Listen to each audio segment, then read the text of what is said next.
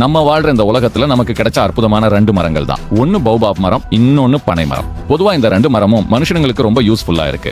முதல்ல பௌபாப் மரம் பெரும்பாலும் ஆப்பிரிக்கா மற்றும் மடகாஸ்கர் தீவில அதிகமா காணப்படும். இத ட்ரீ ஆஃப் லைஃப்னு கூட சொல்லுவாங்க.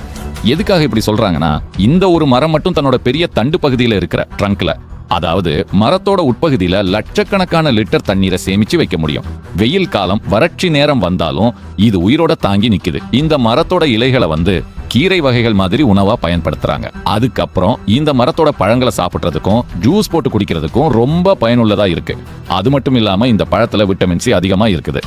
அதனால இது உடம்புக்கு ரொம்ப நல்லது. பொதுவா பௌபாப் மரங்கள் 1000 வருஷங்களுக்கும் மேல உயிர் வாழுது. அதனால இதுக்கு ஒரு வரலாறு, ஒரு பெருமை கூட இருக்கு. இந்த ஒரு மரம் பார்க்கறதுக்கு வேர்கள் மேல போயிருக்கிற மாதிரி ஒரு வித்தியாசமான வடிவம் இருக்கும்.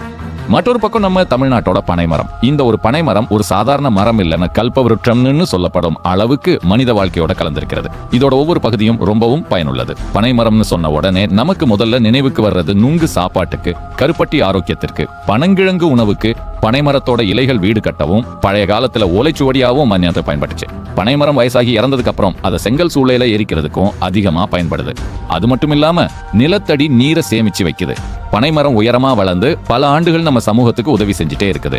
பௌபாப் மரம் இயற்கையோட தண்ணீர் சேமிப்பு அதிசயம் அப்படின்னா, பனைமரமும் மனித வாழ்க்கையை முழுமையா ஆதரிக்கும் இயற்கையோட வரம்னு கூட சொல்லலாம். இந்த 2 மரங்களும் வெவ்வேறு நாடுகள்ல இருந்தாலும் இரண்டும் மனிதர்களுக்கும் இயற்கைக்கும் ஒரு பெரிய அர்த்தத்தை சொல்லிட்டே இருக்குது.